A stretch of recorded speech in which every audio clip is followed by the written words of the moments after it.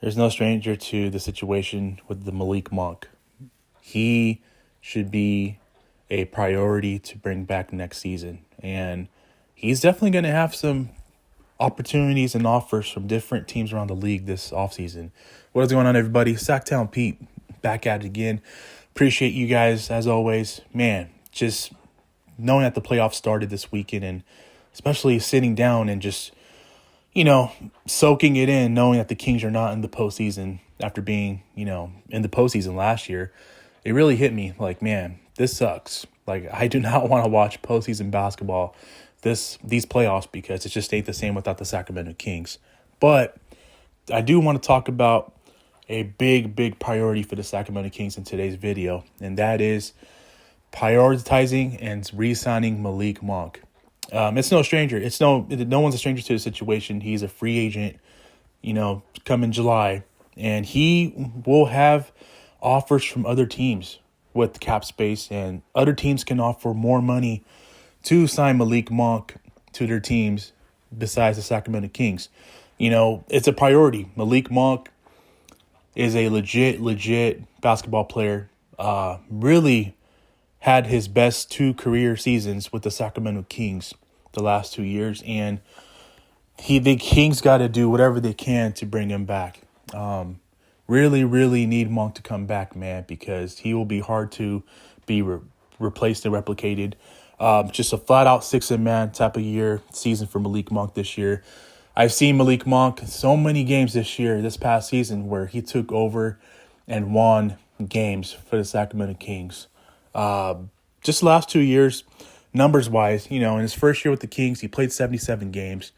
He averaged 13.5 points, a little over 3 assists per game, and a little over 2 rebounds per game. He shot the ball 44% from the field goal, and he shot beyond the arc 35.9%. This past season, in year 2 with the Kings, he played 72 games.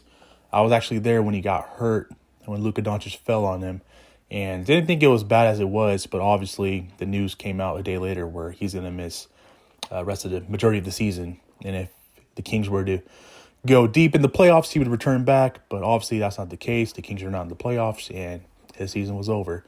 He played 72 games, averaged a career best 15.5 points, 5 assists per game, a little over 2 rebounds a game, shot 44% from the field again, and he shot 35% from beyond the arc.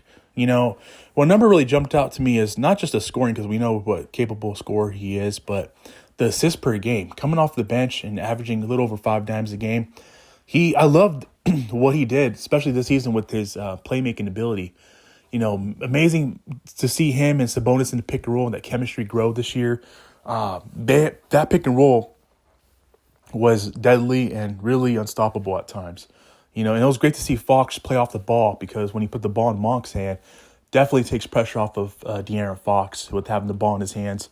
And he's playing off ball, and it worked. I mean, that 3-man game with Fox, Monk, and Sabonis worked a lot. And they went to that when the game was on. A lot of games this season, the Kings had the game on the line, and Malik Monk came through and carried them.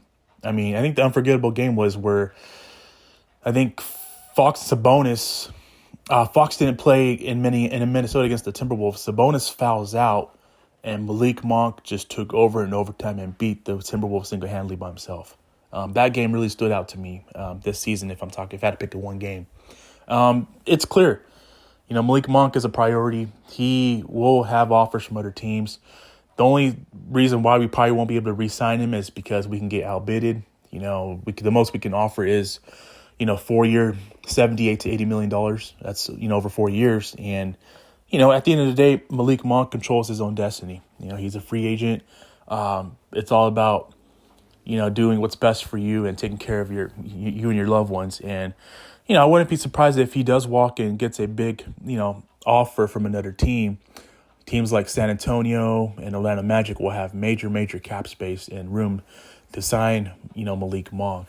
And it's been heavily rumored that the Orlando Magic will be all over Malik Monk's services and meet with him and possibly sign him to a big contract in July when free agency starts. But we'll see. I mean, it's 50-50, but man, if I just think that, you have unfinished business here in Sacramento.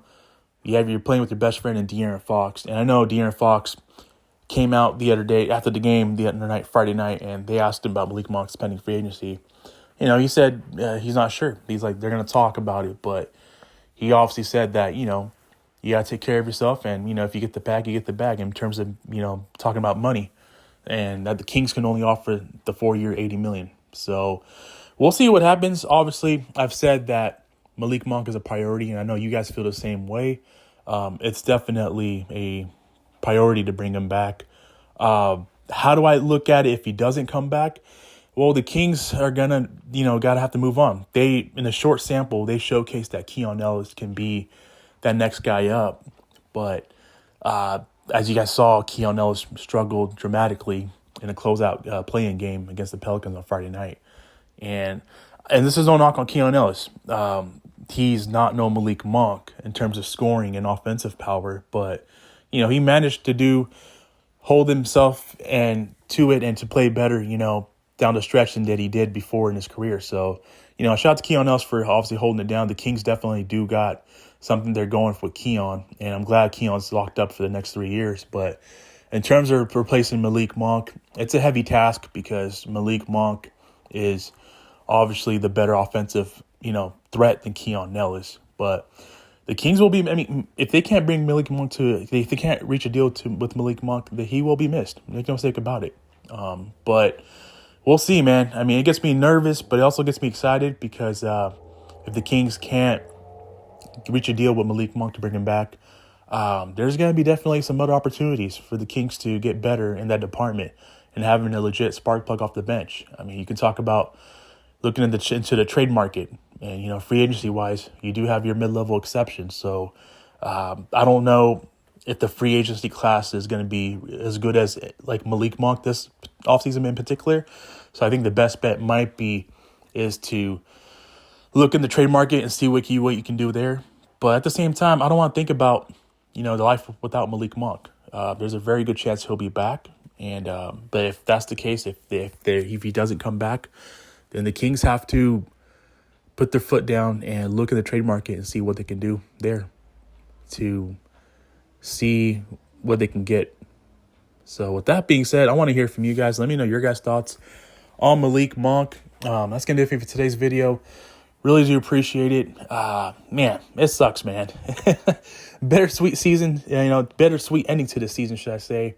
Really, really shitty that the Kings season ended the way it did.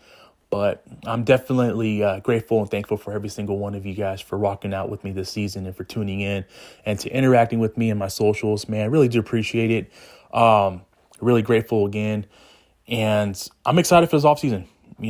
The work starts now. I am really excited for this offseason to see what Monty McNair's staff do. And one of them, obviously, is to bring back Malik Monk. And we'll see what happens, man. I'll catch you guys in my next video. You guys have yourself a great rest of your weekend.